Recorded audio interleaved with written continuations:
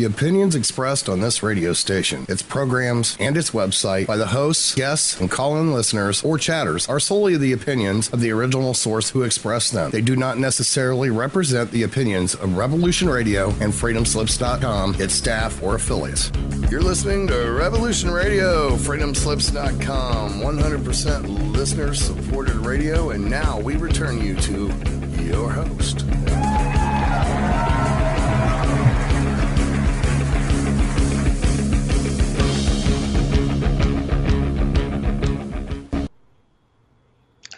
Hi, good evening. It's Christine Joanna Hart, and I'm broadcasting live from London tonight with the Christine Joanna Hart Show. And I am going to read through a novel I've been writing tonight. Some of you have heard it before. If you have, I'm sorry about that. But this is what I'm going to do. I had intended actually to do a show on the Caliphate, and I've been researching, and I found a really good guest. So I want to hold off on that particular show. I know some of you have been emailing me and talking about what's gone on with the Manchester bomb, and a few people have been talking about how mainstream media haven't been featuring the bomb, featuring the victims, doing stories on the families. So I found that odd myself, because when something like this happens, normally as a journalist, you're just put on the job. I used to work for the News of the World, then the Sun, and also I work on a freelance basis for the Daily Mail for over a decade, and they would normally send out people to cover this, and it would be in the papers for a long time afterwards. And this isn't so. With the Manchester bomb, it's kind of been hushed up. It's not in the newspapers at all. They haven't really done that many features on the victims, and it really does feel really, really odd, actually. There was no filming of the victims coming out, no filming, and people are saying, oh, that means it's a fake, it didn't really happen. No, it did really happen. People have lost their children. It was a terrible, terrible tragedy, but the media aren't covering it. So unless somebody went down there, with a camcorder and filmed, we haven't got any footage of the victims coming out. We haven't got any footage of many of them in hospital. I know the Queen went to visit two of the victims, but there have been so many more, and the newspapers aren't really doing their stories, which one would expect to happen when something like this has happened. So it's really weird that this has gone on. Some of my American friends have been talking to me about the Caliphate, and this is a new word to me. I didn't know what it meant. I've been researching it, and it is about the need for Islam to convert other people to Islam. And I don't know how much of a hold that has got on the UK. I don't know how many Muslims we have within the UK that want that caliphate to push ahead, but there are certainly a good few. So where do we stand? Where do we stand? Where do the Muslims that don't want that to go ahead, where do they stand? Where do the Christians stand, and where do the atheists stand? And maybe it's a lesson to be learned for the atheists that, people have come, and some, they've immigrated here, and they have a passion for God, and because the indigenous population here hasn't got a passion for God, indeed most of them don't believe in God, that there has been a feeling that they're going to be wiped out. But it's probably quite easy to wipe out people that don't have a God, because all they have is flesh and blood and materialism, and really, what are they living for? Because when they lose the physical body, then they're not going to have any other life out of the body, because if they're not spiritual and they don't have a connection to God, then they probably will have a loss of consciousness on death. You can't really expect to live a life of pure materialism, snubbing your nose at God and not really even caring at all. So this is a position, presumably at some point in the future, perhaps not in my lifetime, that we will have to convert to Islam, because we don't have a strong enough religion. We really don't. We have nothing. Perhaps there are some Christians dotted around, but they haven't got passion, I don't think. I certainly haven't found that myself, and I certainly haven't found any churches. And so the Muslim race have a massive passion. I was watching on YouTube about the Charlie Hebdo cartoonist, when he drew something against Muhammad and was shot. 3,000 Muslims turned up in Trafalgar Square and listened to their preacher talking about God, talking about the passion they had for Muhammad. And, when would the alternative of that ever take place? When would white people go and talk about Jesus outside Trafalgar? I mean, we had The Life of Brian, and we didn't care. We don't really have respect for Jesus Christ, and we don't have a God or a connection to a God. So what do we expect then? Another race to come along and completely wipe us out because they have this supernatural passion?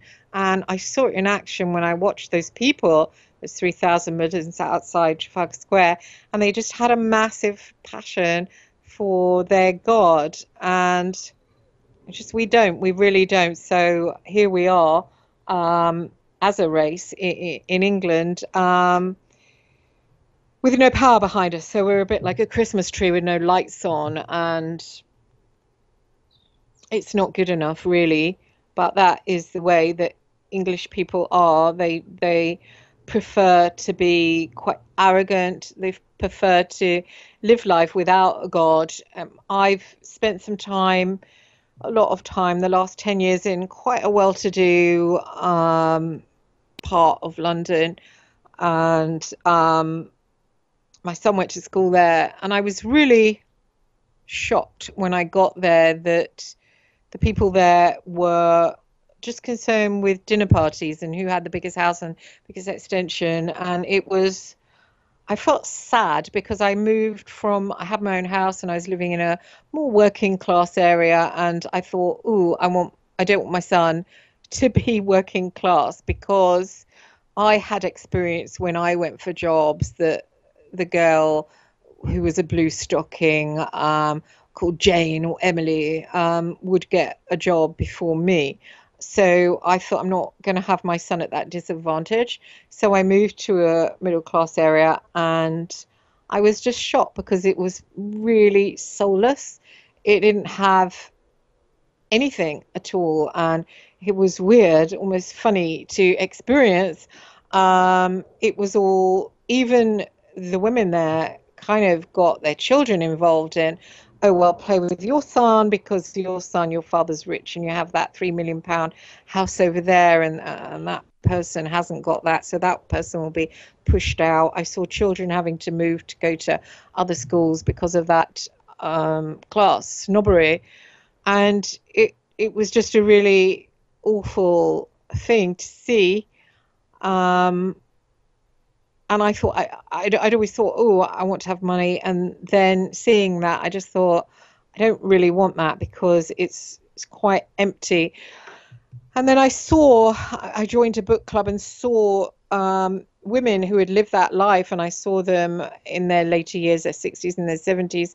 And they had a real bitterness about them. They'd had a sort of, they complained about that they had lived their lives and their men had their careers, the children had their careers, and they really had nothing. But really, what do you expect if you live a life like that, like a child, just scooting around to coffee mornings and having manicures and massages? What do you expect to get to that age and feel like you haven't got anything? But you haven't got anything because the body has aged, and it should be a time of massive spirituality when you are going to be reunited with people that you probably haven't seen that have gone before you. You're going to be reunited with your creator. It's a really exciting time. You can influence people. You can influence young people. I'm amazed at the amount of power I have got being middle-aged, that young people are always looking in my direction to see if I approve of them. And, not everybody out there has a mother. So, if you're in middle age, you can mother other people, and, you can give out that energy to young people, even older people. It's nice if you see someone, that's suffering in some kind of way, to give out that energy, because it's a lack of maternal energy going around at the moment. So we have this massive role to fill that's really a very blessed role to fill if we would care to fill it. We don't need to get like Chris Kardashian and make ourselves look really stunningly beautiful like she does, although it's tempting to try. But it's also nice to look and see, let the young ones have their time and have a different attractiveness of the heart, and let that kind of shine through. And then, it doesn't really matter if you're not wearing makeup, you haven't had a facelift, you still have an air of sanity, and an air of massive sanity is really attractive. It's beautiful. So that is all I wanted to say on that subject, that it's really a shame that people will probably think that it's a shame that two religions can't live side by side, but actually it's one strong, passionate religion with a non-religion, which will probably end up, it will probably not be a pretty sight when there's a clash, which there probably will be at some point, but it won't be nice to look at. And actually, I was talking to a friend today. I went to Kew Gardens and I was walking around. It's such a beautiful day and there was such beautiful flowers. And my friend was saying, we were talking about the future and this, this thing of two religions possibly not going to be able to live alongside each other. And she said perhaps the children of the current day, people that are, want this caliphate, perhaps their children won't agree with them and their children won't want God. I think that's what she said anyway. I hope she's not listening. I've probably got it wrong. So it's like my friend thought it'd be a good idea if their children didn't want God, you see, and they would have split away, and then they wouldn't have this passionate caliphate raging where they want everyone to be connected to Allah, their God, you see, because we would have our God, but we don't even bother. And so my friend was saying, wouldn't it be nice if their children didn't bother? But really, it would be nice if the white man made just a little bit of effort to connect with God. And I know I'm going to offend some people by saying that, who are going to say, well, we are. It's not really out there, is it? Not really. I mean, you do have it in America. I know the show's going out across America.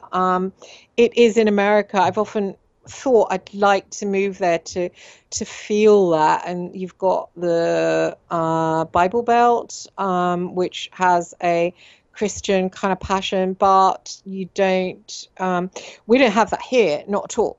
I have looked around for it and people say, oh, go to that church, go to this, but they don't really. It's really watery, and the general consensus of people on the street is that they don't give a damn, and a lot of them are incredibly arrogant, certainly in the well-to-do area where I lived, they're very arrogant with this is it, this is me. And then even when you talk to them about it, they look at you as if you're bonkers.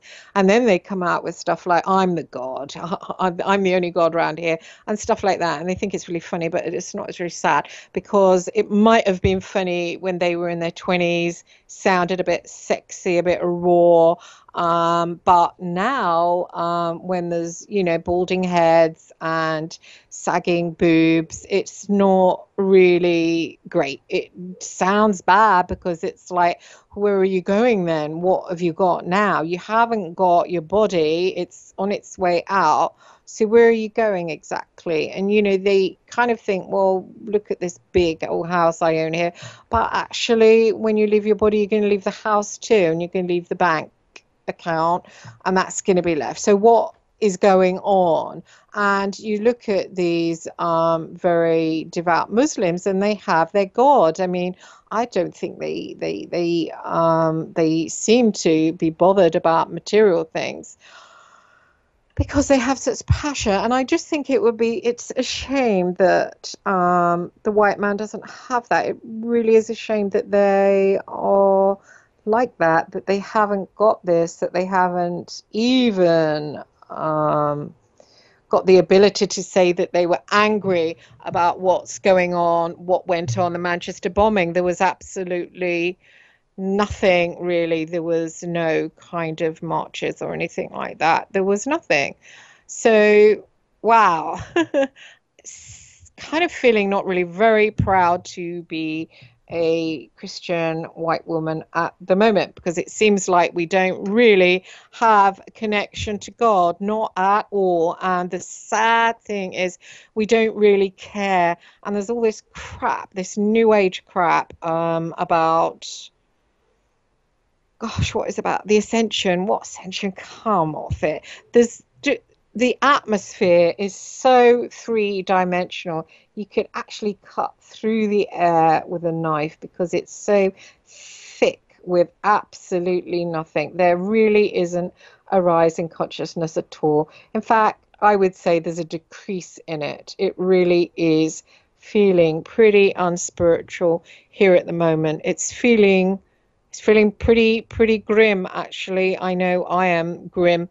I do have the ability to astrally travel myself. I do have ability to sometimes have a continuous consciousness, and I haven't had that for a long time. Why? Because I'm stuck here in the three-dimensional reality, and it's pretty much on lockdown, I would say.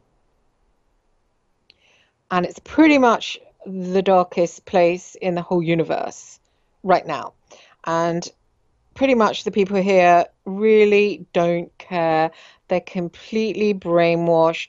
About 75% of them have been lobotomized. I mean, it's so like that American TV series, The Walking Dead. I just feel like I'm Rick. I really do. I feel like I am a survivor. And just all these people as just zombies. They're the Walking Dead. If you have no spirituality, if you're just living for, I don't know, what do they live for? The next dinner party, or the next, I don't know, massage, or whatever. God, what do they live for? It's weird. Then really you are a zombie, and you're just kind of walking the Walking Dead. And I was quite haunted by that series. It's just absolutely brilliant. I'm just gutted that I can't get series 7 at the moment. It's mad it's not out. But that, I think, was so true to life about what's happening at the moment, that anybody that is awake is being completely swamped over. There's all this new age information. And I know Miles Johnson, who I know and who's been a guest on my show, but I honestly feel sometimes that he interviews just anybody, and it's just turned to shit.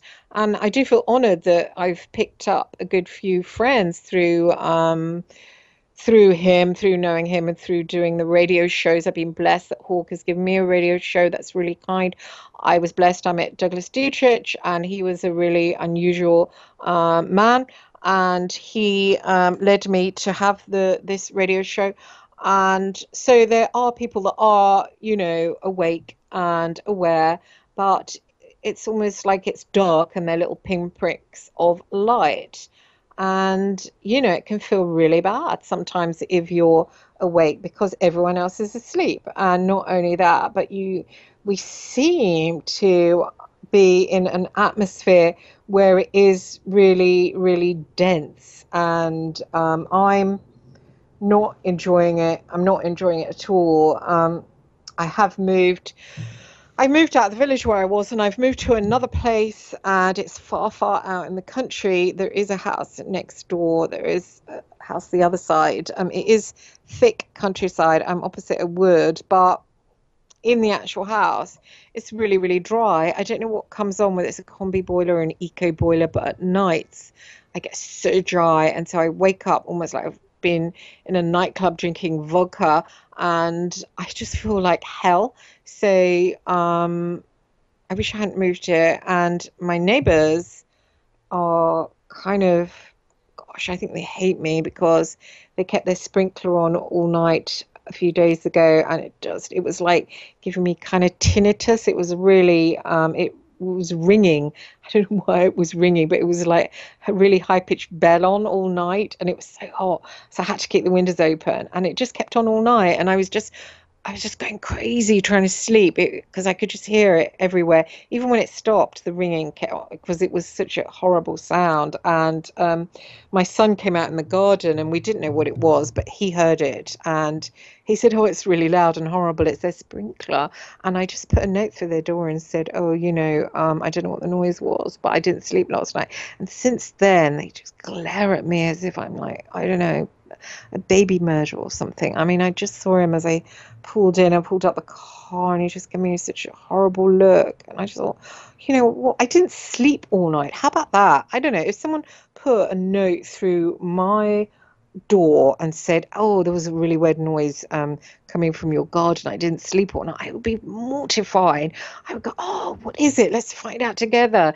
And whatever it was, I'd try to do my best, and I'd say, "Oh, sorry about that." I wouldn't give them a dirty look as if they kicked me in the crotch or something. It just makes me feel really, really sad that that has to go on. Just really, and I know I posted about it on Facebook, and I know lots of others shared with me about their grief with neighbors and how it's not really loving. It's not loving. It's anything but loving. It's just dog eat dog, and a lot of people feeling more arrogant than others. Like, I own my property. Ooh, I'm a renter. That kind of thing. I'm superior to you. I've got a different skin color. That means I'm better. There's so much of that going on, and it's really unloving, and it's really, really, it's horrible. It's so arrogant. And I actually suffer from that arrogance. I worked for the News of the World for 10 years, from the late 90s. I worked for them for a long time, and it was an elite kind of a group. And I worked in the investigations department, and it really did give me a rather enlarged ego. And I did a lot of exclusive stories on the real IRA. I went to Belfast. I was one of the only journalists to interview the real IRA, and my head was so swollen. And then I worked for The Sun for 6 years, and again, because I'm more of an investigator than a journalist, although I journalised over the real IRA, I didn't investigate them. I was treated special, so I had this massive swollen ego. And when I went to live in that quite upper class, upper middle class village, I had a massive ego, but I didn't realize it. And then when I came slap bang into other women who had a massive ego because they'd got the banker husband and the £3 million house, I clashed with them in quite a horrible way, which ended up with me going on GMTV to talk about one of their sons who was bullying mine. There was a real clash of power. They threatened me with the head. I threatened them with the media, and it all ended up really quite nasty. They ended up not being able to hurt me in any way. because I didn't want to go into their social groups. They were so boring. I went to a few coffee mornings with them, and it was, oh God, it was boring. The cake was nice. They can cook, but they just sit around and they talk about, oh, Jeffrey will be home later. I like to cook in pork chops, so I like to cook John. John likes mince, and it goes on and on and on. I just actually freaked out at one point. I thought I was gonna have a really bad panic attack because I just thought, oh, they're crazy. I mean, how can they just not care about anything but what their cash cow husband is going to have for dinner like hours later? Could they not talk about anything? And there was one American woman there, and she started talking about the Denver shooting, and she brought it up, and everything went silent. And then they all looked at her, and then their heads went back the other way, and they carried on talking about pork chops. It's like, what? It was almost funny. This is the way of the English woman right now, and the English men are cuckolded by them. Is that the right word? Pussy whipped is the other word. They are quite strong, quite feisty, even though they're really, really boring and shallow. They're very, very feisty and very, very arrogant, and the men are very much under manners by them. This is the way of England. So this is why the Caliphate is going to completely wipe them out. I mean, why wouldn't it wipe them out? There's nobody actually there. It's like shells just crunching over eggshells. So it was hard for me to look at these women and think, well, how come they're arrogant? I know I'm arrogant. Why are they arrogant? Is it surely, I don't know, because they hook some guy? Does that mean that they're arrogant because they look good? They're arrogant because they're good in bed? What is their arrogance around? I couldn't work it out, but actually it was all around, look, I've got myself this rich, really money-earning man. It was based around that. Oddly, it was. It was based around that. I couldn't believe it, because mine was based about how many front pages I'd got, which is a little bit more substantial. But after seeing myself in the mirror of their eyes, seeing them as who they were, and seeing myself reflected by them and their arrogance, I started to realize that maybe it wasn't a great thing for me to be so arrogant just because I'd interviewed the Real IRA and gone into pubs in Dundalk and put myself in danger.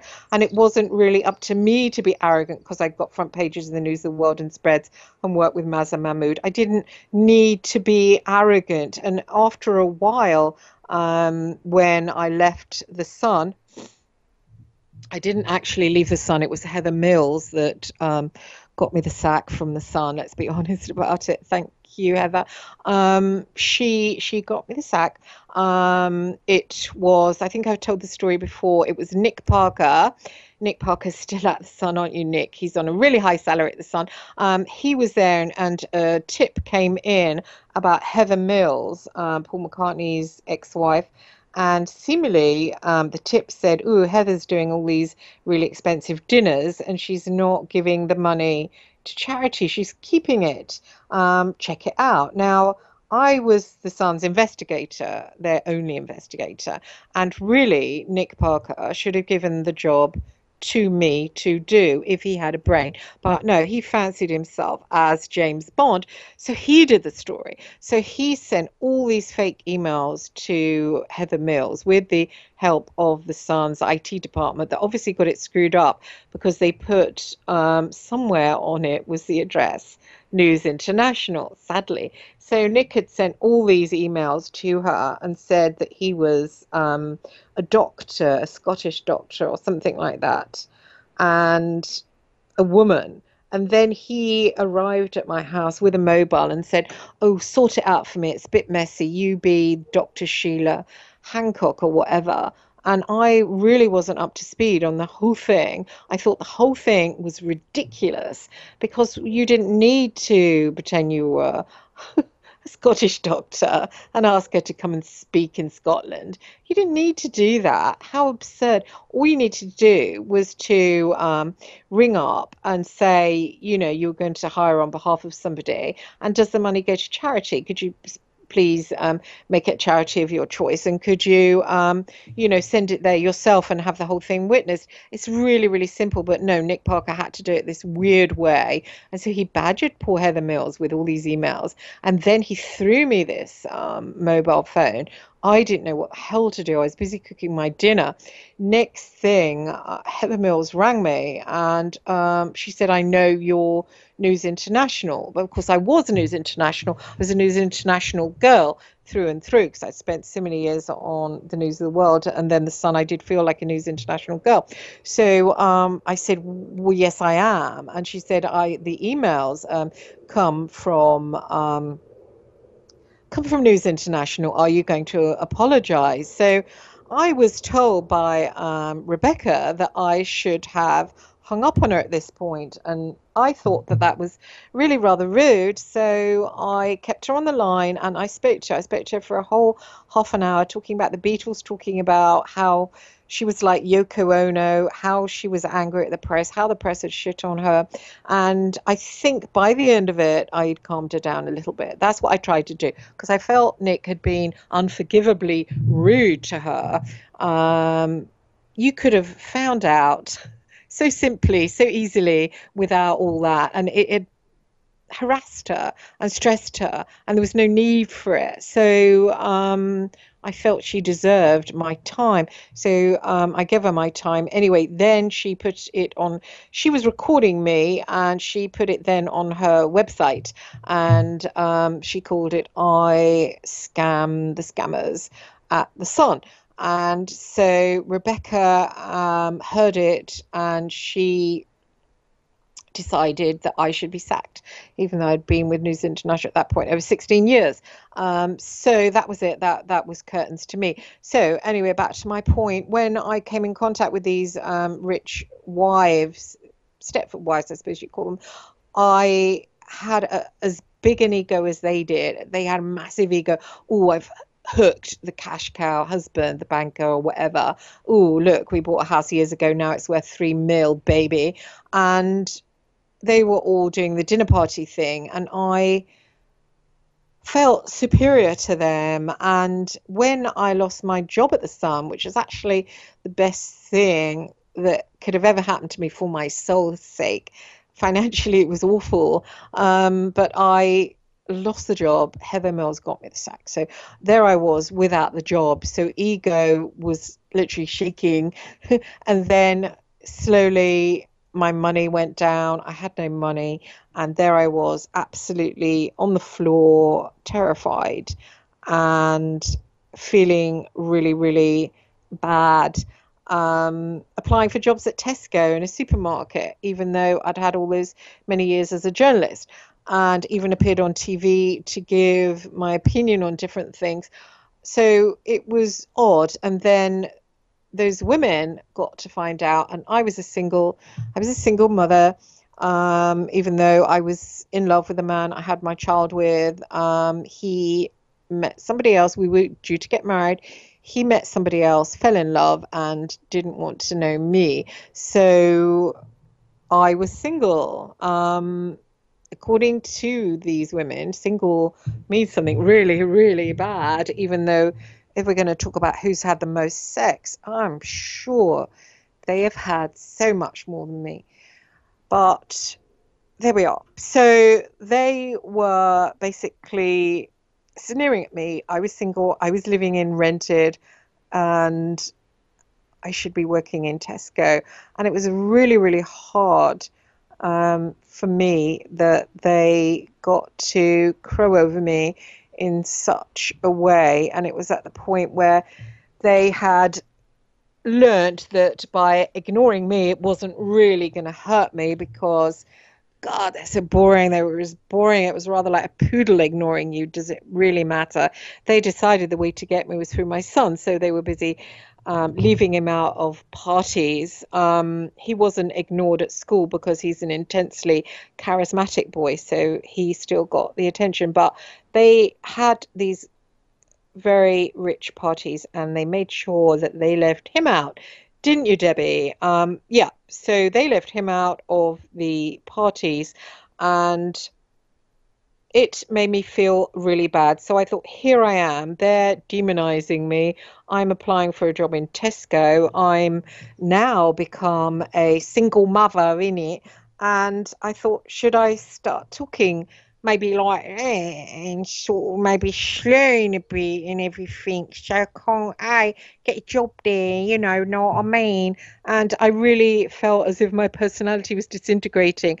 And somebody said to me, you don't, because you lose your job, you lose your money and use your career. You don't have to have a personality disintegration. You can still be the same person. And they pointed out how Jeffrey Archer had been to prison and still came out the same person. So I actually got really close to God, because I had nothing. My relationship with God was all I had.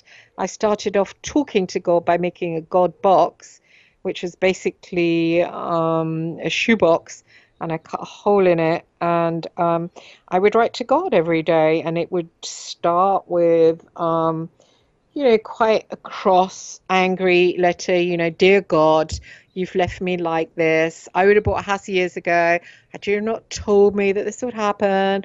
I hate you. Get stuff. And then I would screw it up in a ball really angrily and stuff it in the box. And then gradually over time, my letters got nicer. Gradually over time, I would say, thank you. Thank you for my little boy. Thank you for my good health. Thank you for my humility. Humility is just a wonderful thing, and once you get it, nothing matters, and nothing can touch you. The same with ambition. Ambition is also a sister to that egocentricity. I met with, gosh, I forgot his name, the editor of The Independent on Sunday for dinner. Just while the phone hacking was going on, and he said, rang me up. I said, Chris, can I meet you for dinner? Really gorgeous place. I also can't remember the place where we ate. It was in St. James's Square area, and God, it was nice. And I thought it was he was writing a book, and I thought it was to James, that's it, James something he's called. I thought it was to feature me because I had introduced my XMI6 contacts to the News of the World, which had kicked off hacking. I saw myself as a pivotal figure in the phone hacking, if not the most important person. And so I thought, at last I'm being recognized. So I went to meet, and we were sitting there having gorgeous ravioli and dirty martinis up at the bar at this awesome place, and I can't remember what it's called. And we got to the lemon tart, and he said, okay, I want you to tell me all about it. And I thought, okay, now he's talk about me, I'm going to be in this book. And I drew a breath, and he went, I just want to know all about Glenn Mulcair.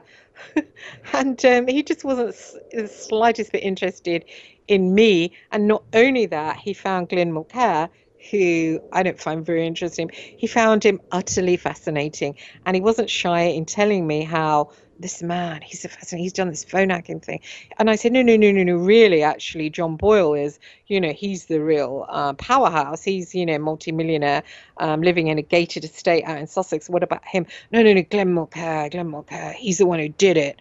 And I came away feeling just so bad, and I thought, gosh, not even that, not even having my name written down in history over the phone hacking. And I thought, and I sat outside the school with all those women swanning in, and suddenly with their 4x4s and their little ballet tutus, they would wear ballet tutus and like ballet pumps, and I thought, I'm nothing. I'm just nothing. I'm not even in a book. My past doesn't mean anything.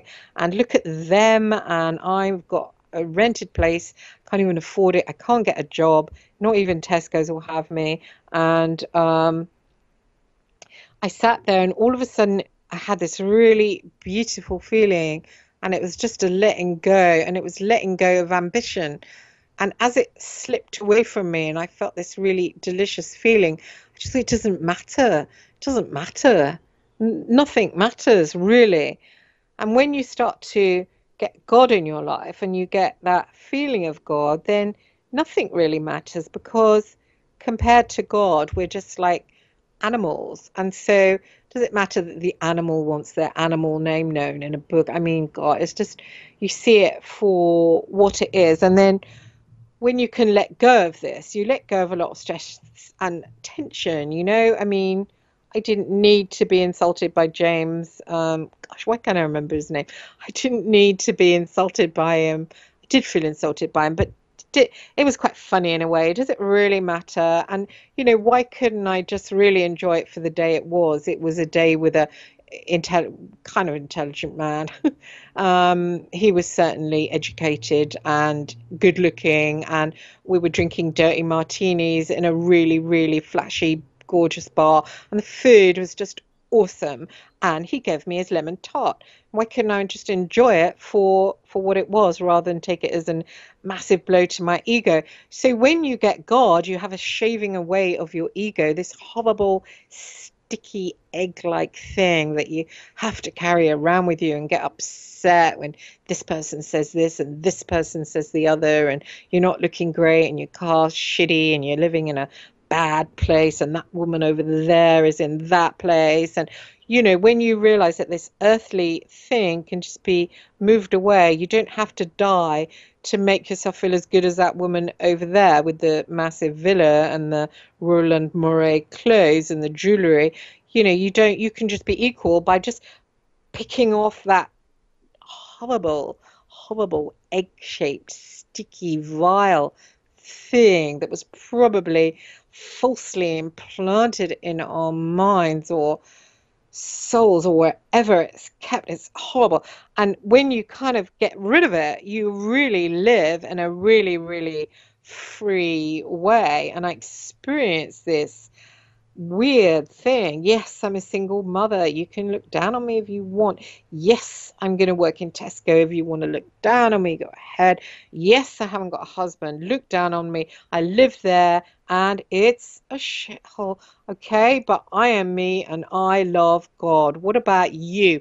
Who do you love? And that's why those Muslims, those 3,000 Muslims standing in the middle of Trafalgar Square chanting, that is why they have the edge on the white man. And the white man is going to, oh, how come they're just going to caliphate all over us? Well, they're going to caliphate all over you because you're not really there. You're too busy being pussy whipped by a woman whose ego is blown so large. She thinks she's God. And who do you think you are? I have no idea who you think you are, but you're not actually a man. And they're not really women. They're kind of like weird kind of transsexual kind of creatures. They're not one thing or the other. They kind of have a weird strength like a man and a kind of arrogance like a man. It's a kind of male swaggering arrogance, and yet it's met with the shallowness of a kind of a female, I mean an unenlightened female, of course.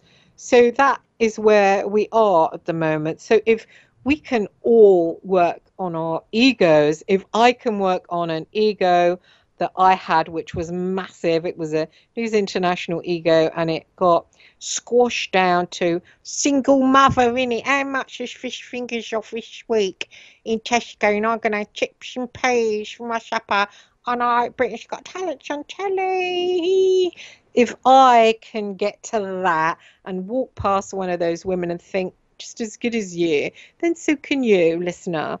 And I want you to start this journey by getting a little God box. And a God box is just, you can get just a shoebox or any kind of box and cut a hole in it and just start writing these letters and start having a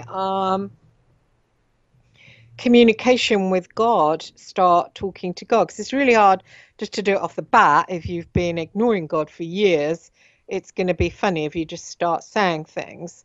And probably you're going to feel masses and masses of anger. It's almost like you've lived with one parent and they've got divorced, and the father's gone off somewhere and he's in another country, and you go and see him and you feel, instead of saying, oh, it's so good to see you, I want to get to know you, you kind of start thinking of all the things you're bitter about, like how my university fees and how I didn't have a strong person there to support me. And it's your fault I went off the rails. It's your fault I went out with that skanky guy who punched me in the mouth. It's you. And I don't like you anyway, and I don't want you, and I don't need you anyway.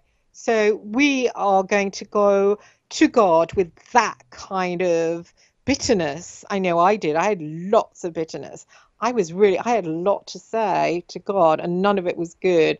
So I really couldn't start off by praying, because it just would have been false. So it really is a good thing if you're anything like me to start writing letters, because you can write really nasty letters. You can get stuck in. You can say the worst things ever. You can say, you abandoned me. You left me. You are not even much of a god, are you? You can even underline that part as well. You do what you want. You can be really, really free. And once you've written it, you can stuff it straight in that box, yeah?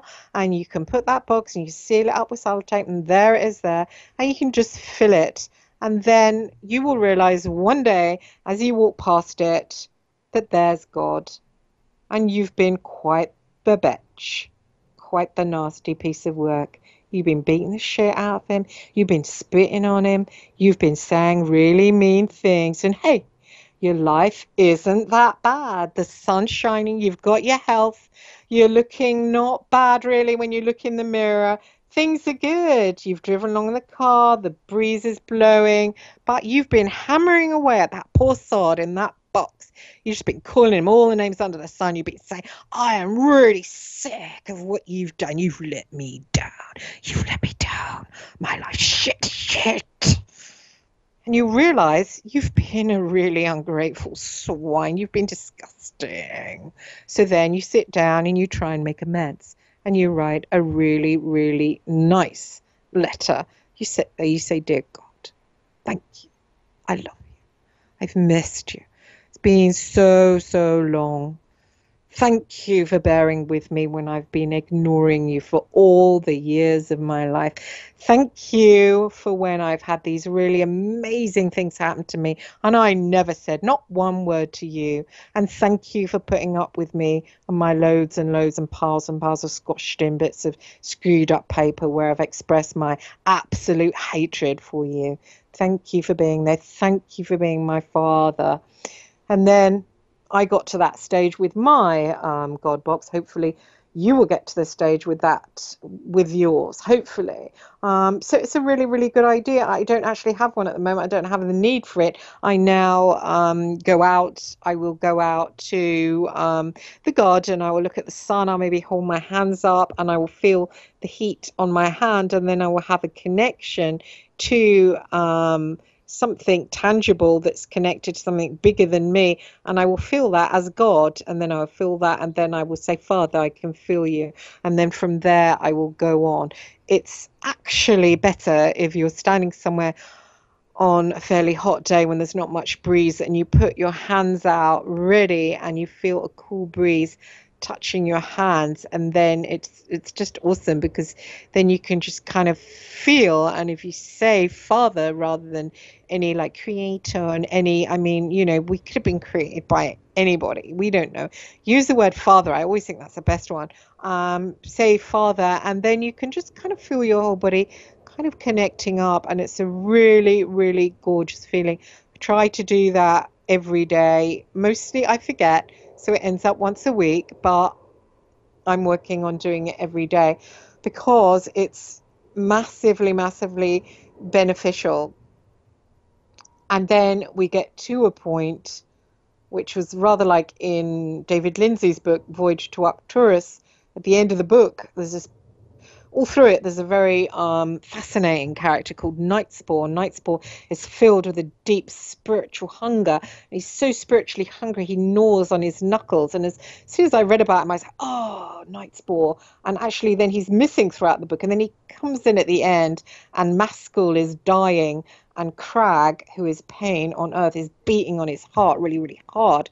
And he says Maskell is dead. He said Maskell is Crystal Man's, which is the name for Satan in the book, and Nightspore is mine. Nightspore is mine. So Nightspore was a part of Maskell, part of the man, but he was the spiritual part. So it's always good if we can give birth to this Nightspore part of us, because the Maskell part of us has to end up at some point on the ground. It is going to die, whether you like it or not. It is going to die whether you pay attention and do this or not. You can die and have no Nightspore, or you can die and come alive to Nightspore, which is the higher self, and of course a higher life, and it's a life unimaginable to the crap we have to put up with on this three-dimensional level, which is hideous, absolutely hideous. I suppose it's not hideous if you have a Ferrari, but perhaps it is. You know, you get the person without the Ferrari thinks, oh, it's not hideous if you have a Ferrari. The person with the Ferrari thinks, oh, God, I've got this now and I'm bored with it. The novelty's worn off. What else is there? And then they get to that point. So materialism offers so much. And once you grab the materialist, it's like buying a new dress that you really want. You think you'll look stunning in it and you buy it, you try it on. You do look stunning in it. But once you've worn it a few times, what the F? Do you know what I mean? It's like, it's not really enough. It's not going to light your fire, whereas God can light your fire and actually keep it burning. So that is where we strive. So I hope today I've shared something. I haven't insulted just about everybody. I'm coming to the end of the first hour. For the second hour, I'm going to read my book again. So those of you that have heard it before, please do not bother listening and turn off. Please don't leave messages when I finally hang this on YouTube after Hawk, the radio station owner, gives me an MP3. I normally put it on my YouTube.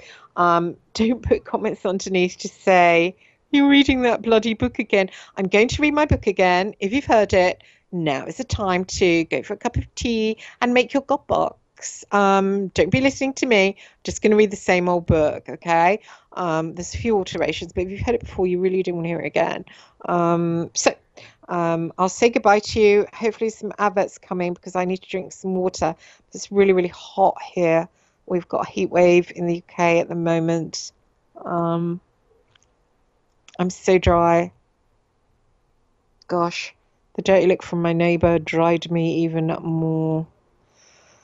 What a cheek. The look, you know, what I do. Am I a drug dealer, you know, I mean, did I deserve that look as I pulled round into the garage in my car, the are you a drug dealer look, you know, because I put the note through the door to complain that I actually was awake all night. I didn't even complain. I said, do you know what the noise is? I appreciate if you help me. Here's my mobile. Please give me a ring. Is that a mean note? Do I deserve a dirty look over that note? No, I don't, not really. Yes, the others. Okay, I'll see you later. God bless.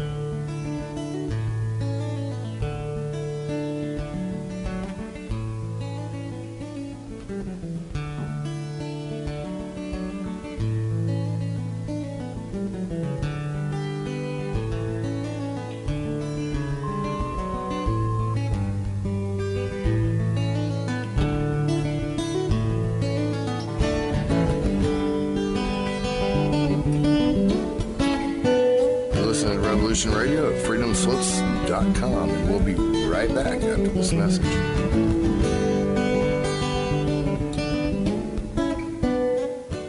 The opinions expressed on this radio station, its programs, and its website by the hosts, guests, and call-in listeners or chatters are solely the opinions of the original source who expressed them. They do not necessarily represent the opinions of Revolution Radio and freedomslips.com, its staff, or affiliates. You're listening to Revolution Radio, freedomslips.com, 100% listener-supported radio, and now we return you to your host.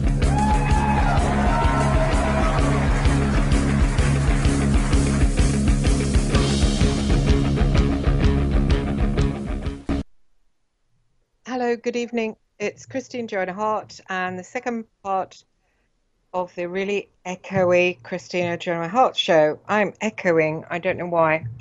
Sorry. Yeah, for the second part of my show tonight on this really hot evening in London. Gosh, I'm stuck in this room, an attic room, and it is so hot. the windows are open, and yet it's just like being in an oven. I feel like, no, let me out. I'm a cake. I'm cooked. Let me out. It's so hot. For the second half of my show, I'm going to read from my own book. Some of you have heard it before. Sorry if you have, please turn off. I don't want to, abuse anybody by reading them something they've heard before. So please, at this point, shut off. Thank you. My book, it's currently unpublished. The copyright is mine. I'm going to claim it. And it is my unpublished book, and it is based on real life. Of course, it is all true, but I've written it as a novel because I will never get a publisher for it if I try to get it out as non-fiction. And of course, I have now at this point added fictional stuff to it to give it just a bit of oomph that it needed. It is called the Lewis Carroll Group. Yes, that is like Alice in Wonderland. The Lewis Carroll Group. And I am going to start reading. So if you want to go and get a cup of tea, if you want to go and get a biscuit, if you want to save me for later when you're in bed or tucked up, I'm going to read you a story. Children, really, once upon a time, Chapter 1, The Amore Mio of Vatican City. Sister K. Rose of the Order of the Daughters of St. Paul stands sweating in a hot room far too diminutive to accommodate this many clergy. Cool sweat drips down her skin, and her navy habit grips her body constrictively, locked up in one of the Vatican's many dark underground rooms. Outside, a sizzling sunny Maybank holiday afternoon devastates the tourist heaving below the papal balcony. Bishop Philip Harvey washes his hands and murmurs to himself. His forehead glistens in the heat. He leans down to rub scented chrism oil in the shape of a cross across the forehead of the pale-skinned boy who licks his dry lips and shouts in a hoarse voice. Your cunt mother is in here, whoring with us, Philip! Sister Kay flinches as they all inhale and recoil in horror at a small boy covered in deep bloody scratches, vomiting obscenities. A thick, wiry rope, soaked in blood, hangs loose around his slim neck where he has tried to kill himself. Sister Kay exhales, thinking, I must be brave. Satanic supernatural forces intrude into our 3D reality all the time. She wipes drips of sweat from her upper lip and lets her heart rate decrease. An increase has scared her. She feels fingers grasp at her throat. Phil closes the Bible with a loud bang. He lifts a heavy golden cross high into the air and calls out, Christ, spill down your blood to save Enzoro. Silent clergy file out of the room and up a thin flight of stairs, whilst medical staff set up a drip for Enzorio. Kay waits in a cool stone corridor, then follows a staff member into an adjacent room carpeted in red. The papal quarters set her senses on fire. Expensive artifacts are strewn carelessly across the side tables and mantelpieces. The room is stuffy and on air, so she takes the liberty of opening the large balcony doors. She removes her navy cardigan, enjoying the cool breeze on her skin, and sits down. Ornate gold-framed oil paintings of the saints line the walls. Da Vinci, Rubli and Lorenzetti masterpieces hang in a vaulted high-ceiling room that is fragrant with jasmine from large golden pots. On a low-slung coffee table, freshly ground coffee steams in gold-rimmed cups with tiny chocolate biscotti on royal blue porcelain. Kay feels relief surge at the promise of a sugar rush, then corrects herself. No sugar and no pastry. She slaps her hand as if parenting the child part of herself to not gain any more weight. The scales already hit at 12 stone, which risks diabetes, and she still feels too warm. All the signs are on a welcome middle age. Bishop Phil enters the room. He is dressed in the black cassock of a lowly priest, a silken purple stole hanging from his waist pocket. Phil looks tired and drained from the exorcism, yet joyous to see his old friend. Che ti amore mio. Phil, amore. Tears fill her eyes as they embrace. Oh, Phil, I'm ever so proud of you. You've risen so high in the ranks of the Vatican. Here you are, performing exorcisms, and you're so trusted. But tell me, my dear boy, will that poor boy in there live? Kay, he will surely live. Although to heal him fully, I'll need a vat of the precious blood of our Saviour. He imparts this knowledge smiling, yet she sees pain lodged in his eyes. She doesn't know if he's bantering. Blood of Christ himself? Kay, the conspiracy theory rumour is that Hollywood has a secret vat of this miracle fluid. His brown eyes twinkle mischievously. Alex Jones is mad, Phil. She starts to pour coffee for him, and he holds his robes aside and sits down.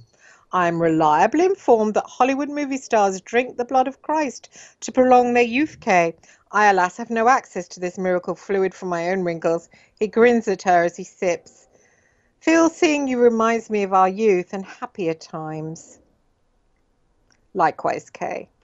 Those people in Hollywood are crazy, you know. She blesses herself and kisses her thumb. I will make sure the sisters know about Enzo's condition and pray for his recovery. Kay sits back admiring the red rose bushes on the golden sun-drenched balcony.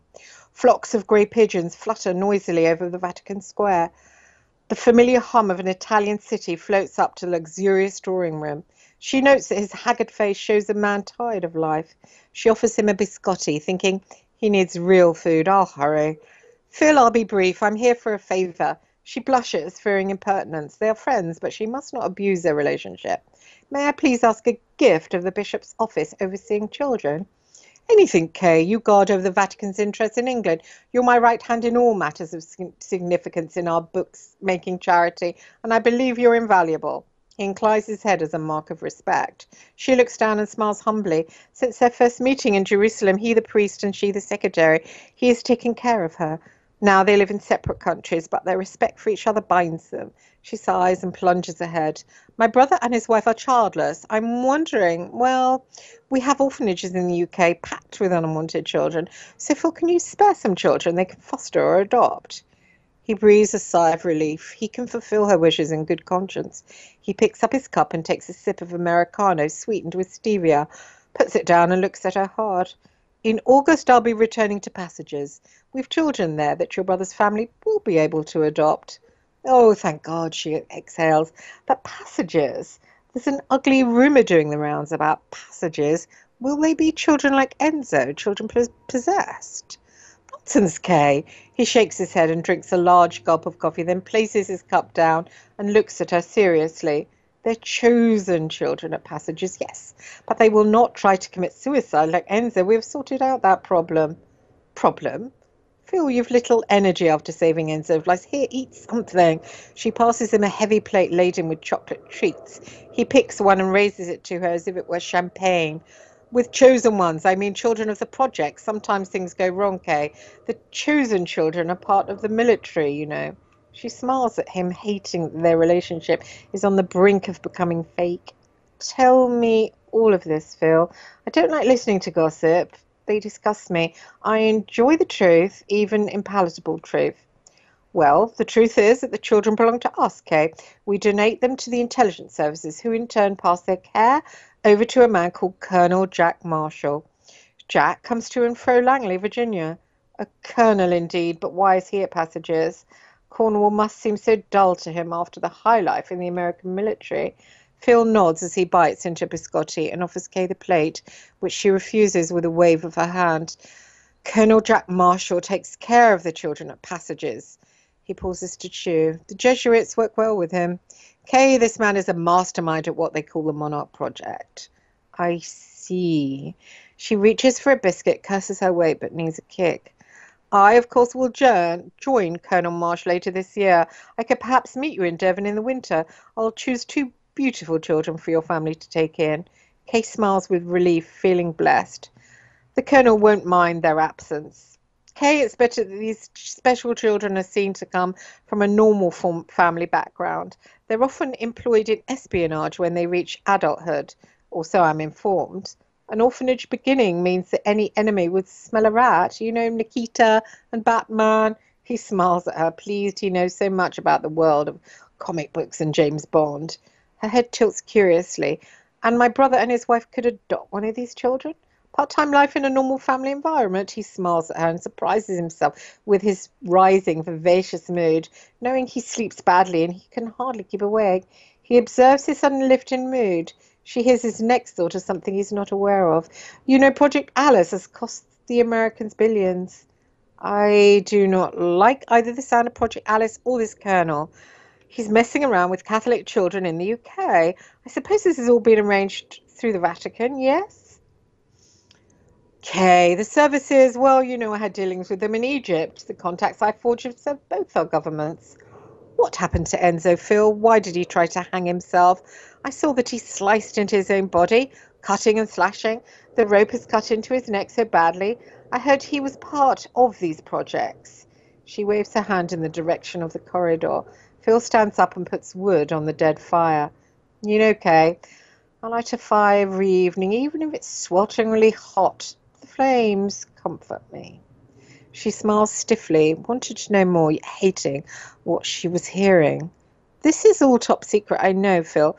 I don't need you to break the rules just to keep our friendship. She watches him bend to pick up more wood and feels ashamed. She is almost blackmailing him to spill the beans, and he must know it, but he's pretending not to know it. He stands up, dusts his hands, and turns to her. In these experimental mind control projects, part of the child is split off, locked away. Ariel inside a cloven pine. Ah, the magic of the bard. Kay smiles in return. We've always shared an immense adoration for Shakespeare's poetry, haven't we, Phil? She licks her lips and quotes. For that he was a spirit too delicate to act their earthly and abhorred commands. Refusing their grand hest, they did confine him. For the first time she sips her coffee, freshly ground Arabica, and it lifts her after one sip. Besides being poetic genius, what significance does the Tempest have for our poor orphan children, Philip? She puts down her cup, cocks her head on one side, listening, as he leans against the back of his armchair, clicking his wrists. Well, for one thing, the island in the Tempest is a place full of illusions. The world of passages is near seaside and remote Cornish countryside. This is a good place for our investigations into transhumanism, for the benefit of humankind, of course. She feels saliva flow into her throat and feels quite sick. The Vatican involved in experiments on children. Dear one, I know that before you joined the priesthood you enjoyed a career as an archaeologist, leading reputable digs in Egypt. A renowned scholar on the Egyptians and their evil gods, Set and Sebek, the crocodile god with power over water, Osiris, Hay, Heka, god of magic, Apophis, Marat, Ra, and Isis. You're a clever man indeed, Phil. I'm impressed by you, but surely, dear heart, this can't be right. She taps her lips with her fingertips. To experiment on children, to trap part of a child's mind into an occult trap, a glass column of their own subconscious. Why, this is Lurianic Kabbalah practice, and we are not Jews, we are Catholics. As for demonic attachments, is that what happened to that poor boy out there? She points to the door. If he was given an attachment, it wasn't an angel, Philip. It was indeed a demon. He turns to the fire and begins stabbing at it with an iron poker. Kay, these children become supermen. Who would not want a chance like that? A life of superiority to others? What is life but pain and disappointment? These children get to taste the world of the gods. Her stare is maniacal, and she feels fear throb through her gut. But Phil, they won't be gods. These invisible creatures you're talking to are something far lower and far darker. Oh, please stop this. I've never seen you so angry. Why are you so upset? She hopes to calm him, but it doesn't work. I've damn well told you, Kay. Don't you see how secret this information is? I've been a little silly telling you. Anger annihilates her pity for his dilemma. He has made a mistake to confide this diabolical evil. Phil, end this horror right now. I will go to the press. He recalls in horror, staggers and collapses in one of the ornate chairs. He mops his brow with his purple stole. The press. Okay, please. His voice is exhausted. The church would never allow Lurianic high magic to take place within the walls of one of our institutions. This is all top secret. It's X-Files. It's not the Vatican. We only help them with these illegitimate kiddies. He sits down and picks up a golden knife and rips open some letters. The knife twinkles in the sunlight, and Kay watches it cut through the pale white letters assertively, and she swallows hard. With all due respect, mind control is nothing but a dark practice, begun in Egypt, carried on by the Nazis. Passages frightens me. Mind your own business, Kay, I'm warning you. He stopped opening the letters and held the opener suspended in midair. Warning me. Don't you know I'm close enough to you to have already heard gossip about the Vatican's link to a greenhouse of experimentalism on orphans left in our care? This is just as bad as Mengele in World War II. Say no more, lest I have to report this, Kay. He leaps up and goes over to the fireplace. He drops the match down on the wood and watches it flare up. Then he pokes at it hard. flings down the poker and paces the room as shadows crisscross his face. Kay reaches forward and picks up the golden letter opener on the table. He's always had a bad temper, but now he seems to have racked it up a notch. She holds on to it under the navy folds of her habit, then slides it under the tray. I'm a woman. How can I stop men doing what they will? She can see she's overstepped the mark. She rises from the chair and goes to stand at the open French doors. She can see the devotees of the Vatican gather below the balcony of the right wing, and they look up towards her. The effect is heady. It is like being famous. The crowd cheers, and she steps back inside. Philip, I am a lowly nun, but I know that the Vatican Library keeps secret books with sigils of powerful demons, portals, and entities being invoked, like John Dee. She wipes her face. The fire has made the room into an inferno. He glares at her, his face alight with flames. Already men like Elon Musk are saying that we cannot go on existing economically without becoming cyborgs. He's experimenting on connecting the human brain up to a computer. AI is forging ahead. We cannot be left behind, Kay. We are and must always be the rulers of this world. Philip stands facing her, and she can see ambition etched into every line of his face. He looks down at himself, suddenly aware of his appearance, and smooths his cassock. We invoke higher beings. Yes, it is like John Dee, but we call on much higher beings.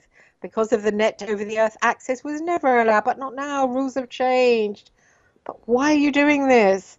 Okay, can't you get it? We've been talking to the gods. Set and Isis. We've had a breakthrough, an encounter. Okay, this is all top secret. All I can say is these entities are then attached to the children. We split their personalities into 3 parts. A sexual altar, a child altar, an intelligent front altar. That is the one that hosts one of these beings. The attachment is then applied. The most powerful part of them, their sexual part. He sits and prepares himself for her vehemence and to judge. How much more ugly words can he say? He sits and frowns. Her beloved Bishop Philip Harvey has shocked her to the core. She thinks I asked a favour, a child, to adopt for my brother, and I get hell handed to me on a Vatican platter. Phil, to have a fractured personality and then to attach a demigod to one of the broken pieces. Why, my dear friend, that's an impossibility, and it's a horror. Oh, you're too emotional, Kay. That is what you are. You're a woman. You're made to take care of children. He shivers. Truly, Kay, not to be rude, but how is the ins and outs of this any of your business? It is not your rank to know secrets of Vatican's innermost circles. She notes he obviously argued this evil practice before. She watches him nonchalantly pick up biscotti and dunk it into his cooling coffee. He is angry. She knows from their long friendship how he thinks. She thinks I've set him off, and now he's on a tirade against women, not even caring about hurting me. Believing she will come round, Phil gives her more.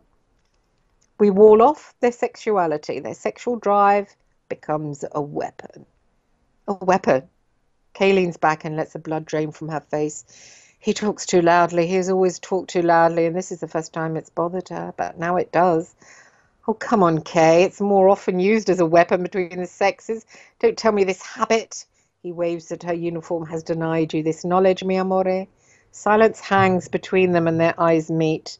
Both have denied this force and live without sensuality. Yet now it lies between them. She blushes. He disregards and continues. Of course they cannot love like us. They give up sexual love for God, for the greater good of mankind.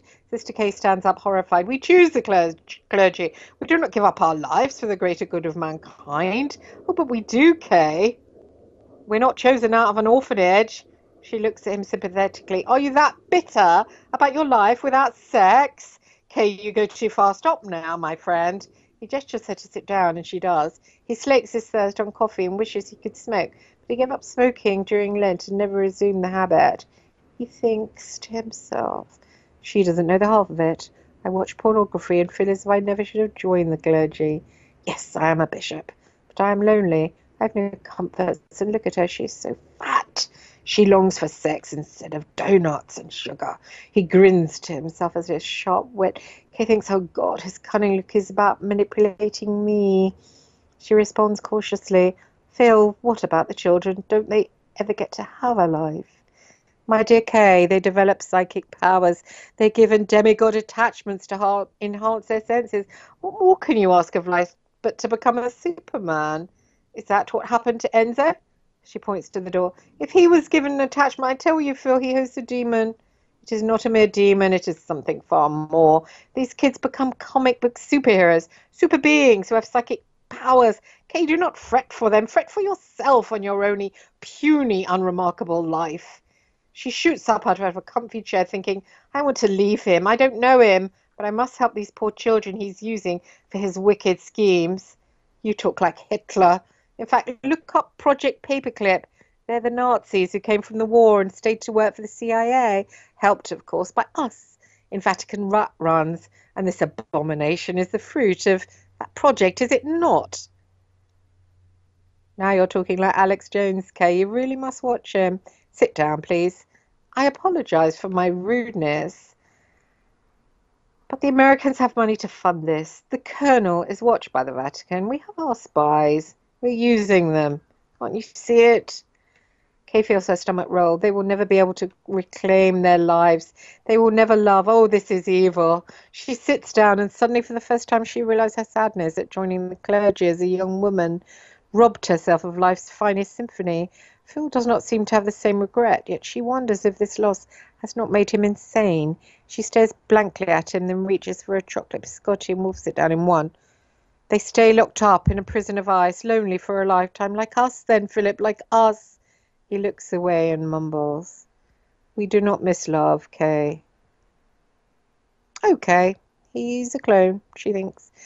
The power of mixing with globalists and world leaders has corrupted him. He's become overambitious, a heartless fool. I mourn for the good man I once cherished. The children were with me. I would save them and undo the dirty deeds that passages clergy have carried out by using children as lab rats in passages. Philip rips asunder her quiet moment of self-discovery. So consider it done, Kay. Let's end this. He waves his hand as if he's up on the balcony. At once she knows he has become a monster. As she watches him waving, he is not the Pope, he is not even a cardinal. Yet he waves. Power corrupts. She has seen it over and over. He rants on oblivious. I will be in touch when I come to Devon. I'll get 2 of the most stunning children.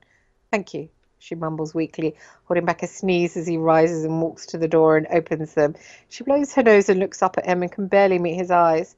Phil smiles at Kay and stares out of the window at the gathering fan club below. He smiles. They surge towards the Vatican in the hope of sighting of the man who is not a pope and who always calls their amore mio. The crowd cheers and he waves to them with his hand turned palm sideways. She promises the Sacred Heart of Jesus that hangs in the painting in front of her. If it takes her the rest of her life, she will expose this evil. She will end this criminality that has just been revealed to her. She will be careful, gather evidence, and find a good journalist to leave it with. You cannot just call the cops on the Vatican. They would make a monkey out of her. She vows to take the first step down that road with her newly adopted orphan, whoever the child will be. She, Kathleen, will protect her. She stands up to leave, walks over to the fireplace, picks up the poker, and stabs at the glowing fire. Phil, the enemy of the human heart. Philip Harvey be damned. He poses a threat to all of the orphans. My friend, the child killer of passages. Oh, I will expose you. Chapter 2. Life on the outside. Newly adopted Nikki adores the lanky and rotund figure of her Auntie Kay. She respects her long navy robes and the heavy silver cross illuminating Jesus that hangs around her swan-like neck. Nick senses Kay possesses pure power in the Catholic Church, which Nick witnesses on days out with her newly adopted auntie and her little Ford Mondeo. Nick feels her peach complexion flourish and her golden dresses dancing. Kay, bring her back again next month, said Bishop Phil. We have some new tests. He still sports an Italian tan, despite moving back to England in January. Nick looks up at the hall as she climbs in the car, glad to be away and out of it. At 13, she'd wondered if she'd ever be adopted, from the sadness of not having a family, and now it's happened. She relishes the relief, especially running about with a special adoptive Aunt Kay. They both wave goodbye to Phil and passengers as Kay drives them out of the tall black iron gates of the hall. On the drive back from Passages to her brother's home in Kew, a suburban district in the London borough of Richmond upon Thames, Aunt Kay purposely makes several rest stops. At one, in a peaceful grove of pine trees, she pulls out the Bible and reads the Gospel to her newly adopted niece. John verses 10:14. I am the good shepherd. I know my own, and my own know me. Just as the Father knows me, and I know the Father, and I lay down my life for the sheep. Now, Nikki, I want you to continue being a good girl for your new mummy and daddy. You love them, don't you? They were kind to adopt you last year, were they not? Oh, yes, Auntie Kay. My new mummy and daddy have saved me from the orphanage, that's for sure. Nick smiles and looks at her aunt with shining eyes. I wish you were my real mother, Aunt Kay. Your skin is so soft. I just want to reach out and stroke it and kiss it.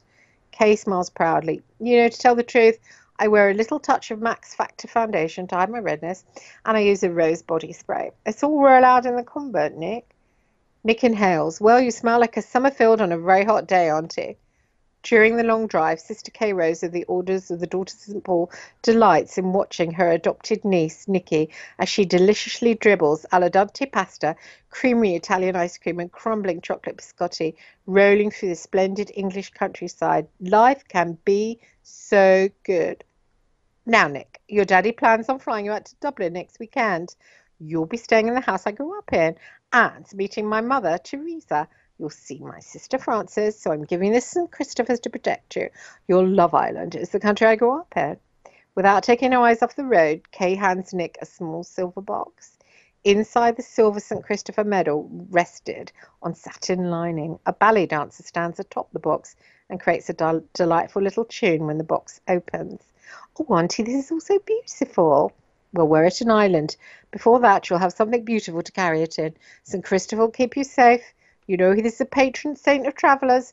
We always say, Dear St. Christopher, protect me today in all my travels along the road's way. Give your warning sign if danger is near, so that I may stop while the path is clear. Oh, absolutely, Aunt Kay. But one thing, I have been to Dublin before. Remember Dad and Mum and Pete? We all went together straight after we were both adopted? Oh, yes. Last summer after they adopted you and Pete. I do remember, Nick. Well, enjoy this trip with just you and your daddy. And next time you go, I will fly over with you. Nick's adopted father, Charlie, Sister Kay's brother, flew out with Nick via Heathrow Airport to Dublin. She wears the St. Christopher and knows it should be safe. New father, an adopted girl, stay in the slummy terraced house where Charlie and Kay grew up as children in Ireland. Nick likes it here far better than England because all the greens are juicy and nature is far more alive. They arrive in sunny Kennet Fort in beautiful Mount Brown in romantic Dublin. Her new father's old family home sits overlooking a yeast-smelling Guinness factory along St. James's Street.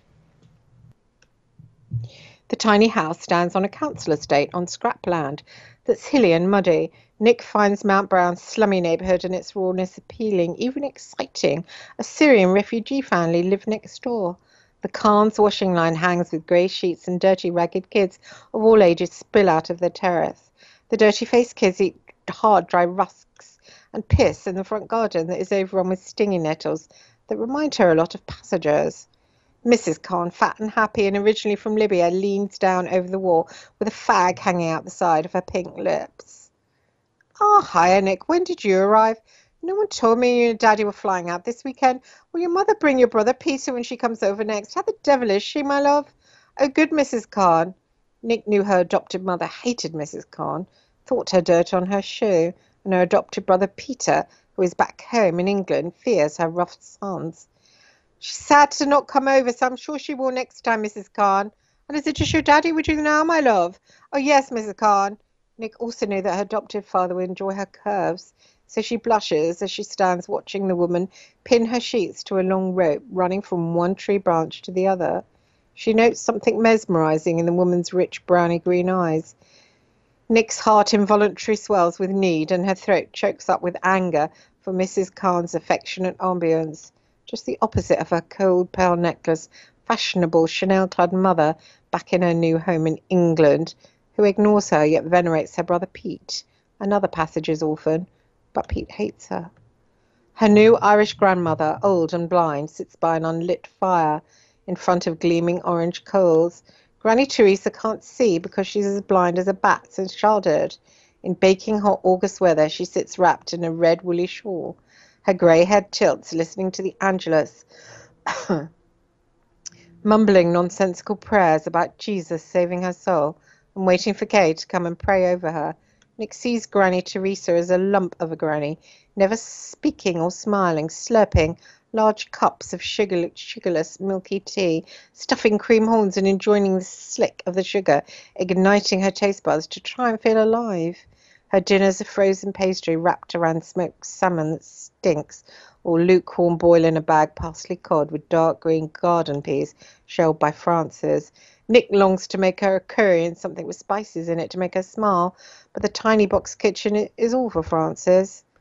Her Aunt Frances, younger than her Aunt Kay, stays unmarried and alone in the tiny family terrace in Dublin to nurse their blind mother. Nick adores her with her soft snow-white hair and a quick smile. The Sunday best front parlour in Ireland has obviously flaked plastic roses in cheap vases. No one goes inside Frances' beloved front room. It's for special visitors that Sister Kay might bring from the church. Mostly Kay lives in England, so no one special ever comes, so it sits unused. The family scosh into the tiny dining room like idiots. The terrace has a cold outside toilet that smells of lemon bleach, with a cheap, scratchy loo roll that always runs out mid-shit. Daddy sits inside the loo for hours each day and leaves the seat warm and smelling. Spiders crawl magnificent webs that drape from dark corners. The square, bare cement garden where Nick plays alone each day is enveloped by the shit smell, and she ignores it by bouncing her red ball hard. Mount Brown and its dreamy dark green stone tenements, Dublin at night, the nearby seaside at garish Dollymount with its water rats shimmying between the stones, and the blue gated Guinness factory leaks the aroma of yeast and malt just before it rains, filling Nick's senses in a way England never could. She spins in the rain in the small backyard, hoping that this day will never end. The green wet nettles on the edges of the concrete attack her bare legs. Imaginary friends play ball games with her, and she plays surrounded by a make-believe family invisibly cheering her on. The Palmer family don't feel right, but it is better than Passage's orphanage and Bishop Phil. One sticky hot summer's day in July, the oldest, roughest Khan boy corners her out front on the plantation, where she ventures out of boredom. The sun burns too hot, and the air feels thick and the ground steaming. Nick feels breathless when Val comes close. His thick hair dangles cakeful of mud from the plantation. His smooth, coffee-coloured skin blooms perfectly. His dark green eyes are emeralds encrusted in gold. Magnificent, fierce, her knight on a charger, able to protect her from every evil that God has ever lain down. She feels shocked that the star of the local kids, who always ignores her, is now standing right in front of her. Do you want to kiss? Do you want to kiss me? I know you do, Nick. And since you don't feel a part of those snobby Palmers, and you're not theirs, I know that. I think I may have Irish blood, but I didn't really know who my real parents were. Does it matter? She blurts it before she can regret and feel ashamed. Well, kiss me then, Nicky. I'm from Libya, since you aren't too much of a fucking English snob. Vulgar and smelly and raw and real, she melts for him. Heart beats faster. He puts his mouth over hers. Heart swoons. Her tongue moves hungrily back into his warm, wet mouth. She thinks of a movie with Deborah Kerr underneath Burt Lancaster, kissing hard in the surf on a beach. Nick imagines herself as Deborah Kerr, handsome and mad Val, her very own Burt Lancaster. Her hair falls back out of its tie. Golden thread tumbles down her back like a silken waterfall. Val grabs it and holds onto it like a life raft. This is her moment. I want us to get married, Nick spews as he withdraws, leaving a line of salty spittle that joins them like a wedding vow. His stinky sheets at the corner of her eye make her feel wild and free. His body touching her body and nestled up in their piss-stained sheets would mean that she was his wife, Mrs. Khan, but posh. Val jumps on the back of his bike, riding off across the red wreck. She turns towards the house and smells eggs frying coming from the tiny kitchen. A deeper sniff brings a feral sneak of the merry outdoor toilets and bad plumbing. Frances' delicious fried eggs sizzle in a large frying pan full of Kerrygold butter. Fry fills the air. This is her life. She is the happiest she's ever been, and she feels alive for the very first time. She scoffs lunch greedily, then gets up and goes upstairs. It's late August and the end of a long, sticky, sweltering summer, with long, hot Indian summer evenings. Nick glances at her golden tan from the heat wave. She carefully admires a gentle spatter of brown freckles across her Roman nose in the three-way mirror back up in her bedroom. Nicky, you in bed already? I'm up myself now, Daddy's voice shouts up from downstairs. Nick must share her bedroom with Daddy in Ireland. Daddy in the double bed, his parents' old marriage bed, the bedroom with its lovely three-way mirror that she sings in front of with a hairbrush. Nick enjoys the three images of herself and pretends to be a triplet, singing like one of the 3 degrees. When will I see you again? When will we share precious moments? Am I in love? Are we just friends? Is this my beginning? Or is this the end? When will I see you again? Oh, when will I see you again? Daddy's warm, whiskey-smelling body in the bed feels lovely and familiar, so she happily cuddles up to his strong, protective warmth. She feels profoundly safe. This Daddy, the big, cuddly grizzly that she adores. Lucky me to not be one of the kids back left at Passages, the ones with no strong saving Daddy. Nick knows she is safe from harm and any bad guys that often make their way drunk and rowdy to lark about outside on the plantation. In the dark silence she suddenly hears whispers. Daddy in his homely, thick Irish accent. She loves his big, strong voice. His honeyed voice sounds unlike the clipped British accent he uses in England. Pretend he's as aristocratic as Prince Charles. Touch me, go on, you little wee bitch. God, that's it. He makes a rough grab for her little hand. She turns. The man beside her glitters. It sprouts large, dark, feathery wings. Horror makes her unable to move. It puts its claw over her mouth to stop her from screaming. Fear enwraps her. It has powerful eyes that shine white fire. Its manhood is hairy, long, and animal. It's as black as the night, as painful as a sword. Suck it! She leans down. Lovely girl. That's it. You do it right. Oh, it's not my daddy. It's not my daddy. It has huge black feathery rings that spread up along Daddy's back. It speaks in a voice honeypot rich. Then at once a reptilian face with scales forms over her father with teeth that can rip her flesh and eat her. Nick's ears give out a high-pitched hum. Her heart beats so fast she blacks out. She wakes next morning drenched in sweat. The moonlight streaming through the window, hurting between her legs like a hard thwack with a baseball bat. Who will believe me? She thinks of Kay. She will tell Kay. Her brother's funny. Her brother's a vulture. Her heartbeat increases and she quietens it the way her aunt has taught her because she too gets panic attacks. Nick sleeps and wakes and somehow the part of herself that has been mauled is dead. She sits up and blinks. She feels like a war veteran, waking up in a bed in a hospital far from the battlefield, yet bruised and beaten with scars and stitches. She blinks befuddled as bright, warm sun shines through the dusty windows of 23 The Fort. The sun lights up dusty mantelpieces and grubby cream linoleum. Nick sits up and looks around. Has she had emotional surgery in the night? An important part of her removed? Ovaries, maybe? She cannot feel that something that she needs to be a woman inside of herself has gone, raped out, then sewn up to pretend the bad angels aren't real. She lets terror wash over her. She feels hollow. Her golden runny's been hoovered out. Her precious, her golden egg, her prize for her chosen one, something one day to give to Val, draped in pearls and sewn into a pure dress of white. I have no golden runny to give to you. I, like Frances, will never marry. Daddy, the secret monster, has already risen early to put a bed on the horses. Nicky, help me wash these dirty dishes. Auntie Frances shouts up to her, so she goes slowly downstairs, pulling on a summer dress. Frances stands in the tiny kitchen washing up, white hair and thin lips that twist into a smile to greet her. Nick wonders how could a woman be so smiley with no man to tell her how beautiful and special she is. She takes a bite of hot buttered toast that Frances has made for her and wanders back into the living room. Daddy's mother, Teresa, sits by an unlit fire. Nick watches her in silence. She tries to imagine being blind and dumb. She'll be dead soon, Nick thinks, albeit with the heartlessness of a child. This lazy, late summer Sunday morning. The house feels cool and quiet. She feels dread in her stomach at the idea of Mass, where they will speak to Jesus with heads held high. Mass is hypocritical because my daddy's a paedophile. He's dressed in a dirty jumble cell suit, the good man who adopts lonely little girls. This community and the one back in Kew accept this man for what he offers.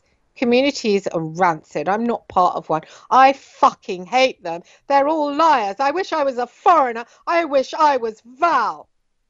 After roast dinner, the dishes stand glistening. Nick childishly bounces a small red ball against the wall. Bom, bom, bom, bom, bom, bom. A sign across the street screams out, Provost will kill the Brits. Nick's curious. Auntie Frances, what's up the IRA mean? Daddy leans over. His beautiful cornflower blue eyes are red with liquor. Only bad girls ask after bad things. Upstairs, she nurses her broken heart with a sugar mouse. She stares out of the creaky window. Local boys stand around a burning box until someone calls the police. She cranes her neck and sees a melt of black fur smouldering on fire. Fear curdles her guts. She runs downstairs.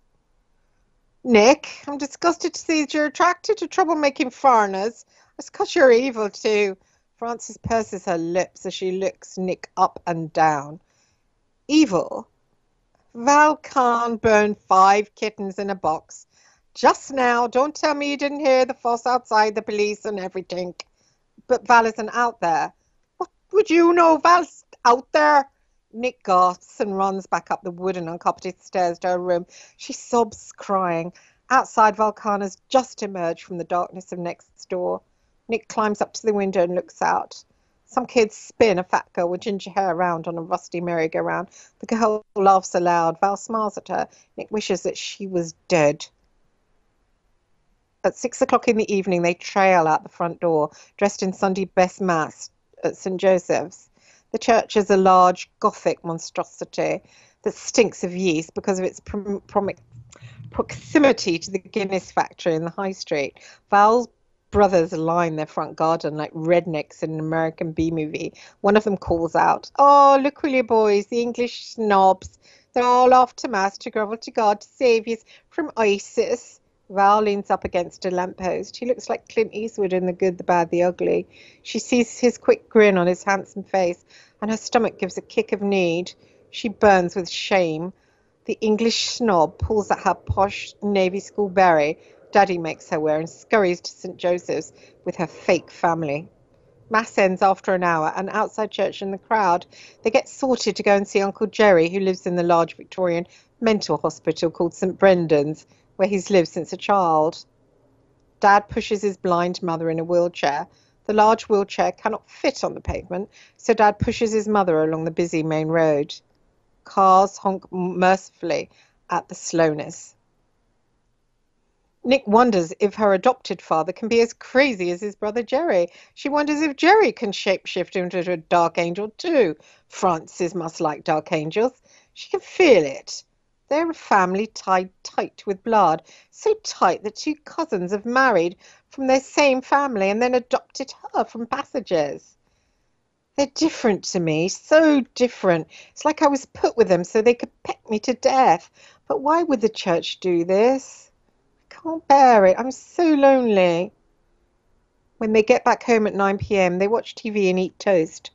Outside in the street, children shout playfully and dogs bark. Nick sits with her father and watches television. She fears the wild Irish dogs in the plantation because they bite children. The other kids think her an English snob, so they don't play with her. Loneliness hurts. Val plays outside, laughing, and when she cranes her neck and sees him through the dimming evening light, in his 2 big clothes and his dirty face, her heart flips. Val, with his beautiful eyes, showing his heart when so many around her are dead, like the zombies in The Walking Dead.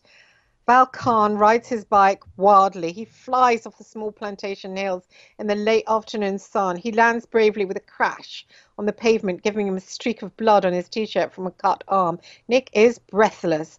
Oh, to have a brother like that, or a father who bleeds yet doesn't care, day after day, night after night.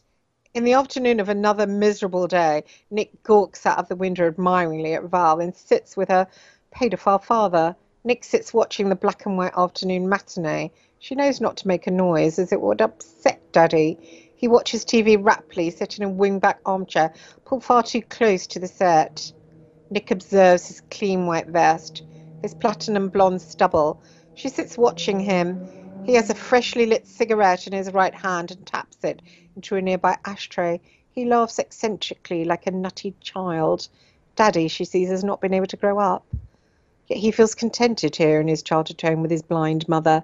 Fear overwhelms him when in England, making him scared and bitter, and so he drinks. He turns to meet her eyes. His eyes don't seem alive. They seem blank and icy and dead.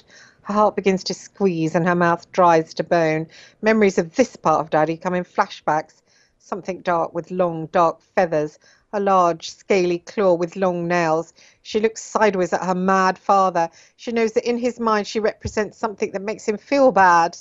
He stares back, then turns away with a whiff of brute and whiskey, half amused. He rubs his stubble. She feels sad at the loss of his human side and turns to look out the window through the dirty glass. She can smell the sharp scent of lavender from the bush and see Val as he shins up the side of the muddy plantation. Val stops and looks towards the window. Nick ducks down, terrified, and then up again, and his strong, kind brown eyes lock onto hers. For one moment, safety envelops her whole body. Oh, Val, Val, save me from the lizard monsters who materialize through my fake family of Catholics. Get upstairs and get that body wash ready for your tea, her father shouts, eyes narrow, rubbing his stubble and lighting another cigarette. He inhales it and visibly calms at the nicotine. She stands up, mortified. You've your real blood mother in you. She was 13. Slut or what? He laughs. She loved sex. She must have done. She got pregnant, didn't she? And you were dumped. Jesus, don't turn out sex-hungry like that bitch, will you? His bloodshot eyes remain narrowed. Nick feels pity wash over her. My poor, sick Daddy. Daddy, I won't be a whore. Something about his orders to wash reminds her of passages Bishop Phil always asks her to wash. Suddenly she knew that Bishop Phil also morphs into a dark angel, a black vulture saying mass in the crypt. She will tell her Aunt Kay about the vulture. Passages is the home of dark angels. Nick turns to look at her father, turns back, and Val has been taken by the rough scrub of the plantation. 6 o'clock and nearly tea time. Night will fall and it will begin. They say terrible things come in 3, but horror arrived twofold that night. Mrs. Khan collapsed with a fatal heart attack. Their shabby house closed. There was no more noise. Val and his brothers vanished from the plantation. Where have they gone, Aunt Frances? Will I ever see them again?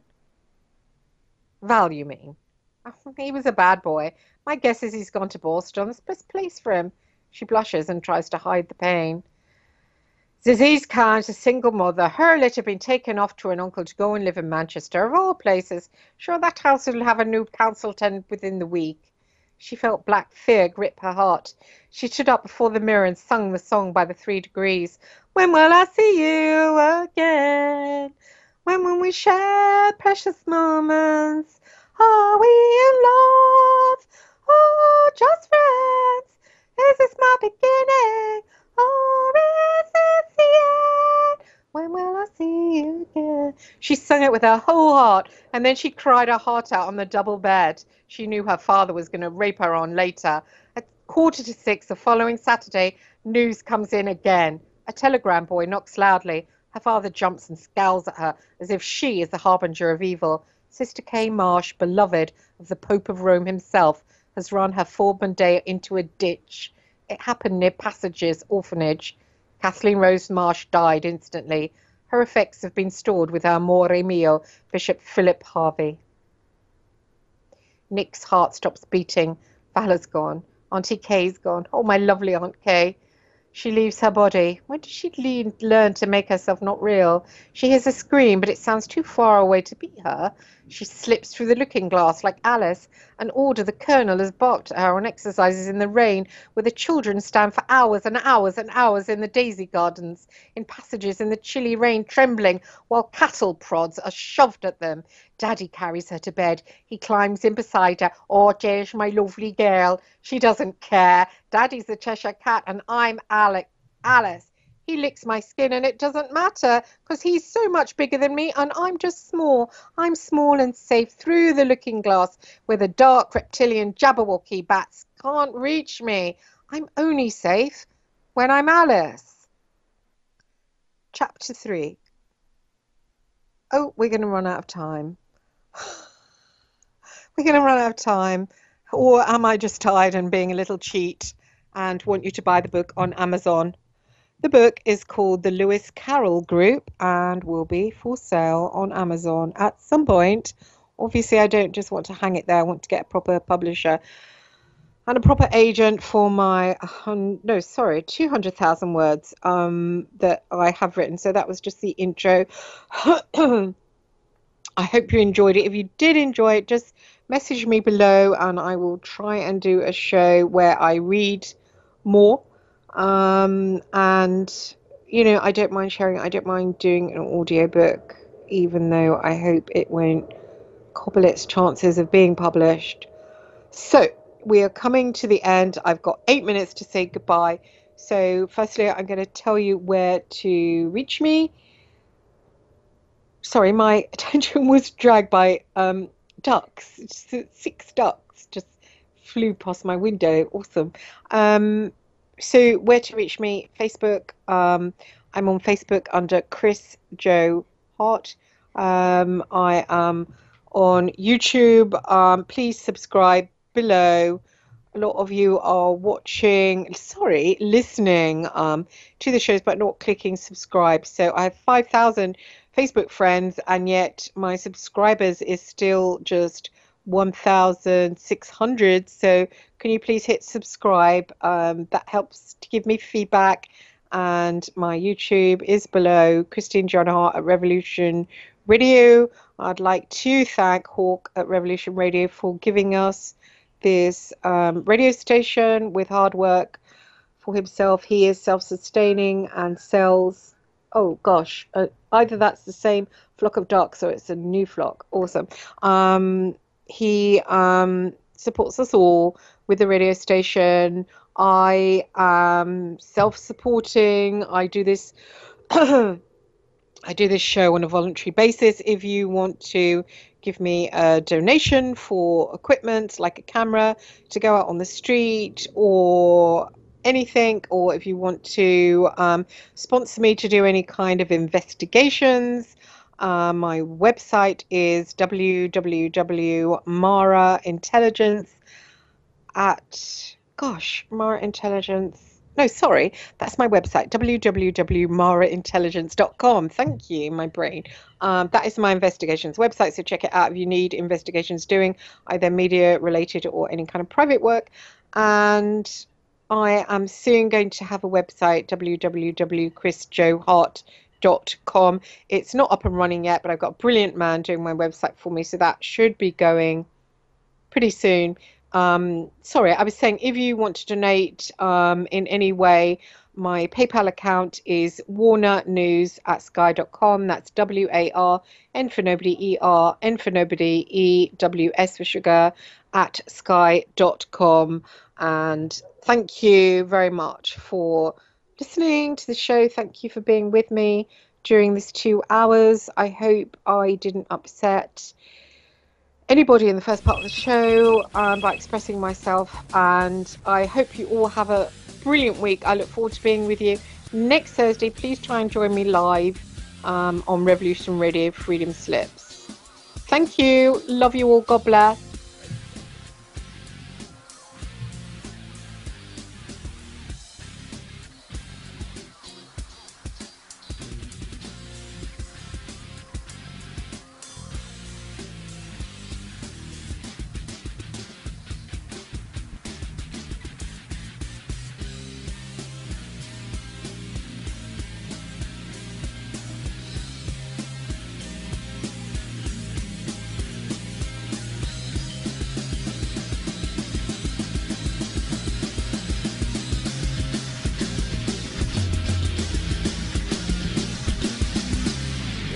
Listening to Revolution Radio.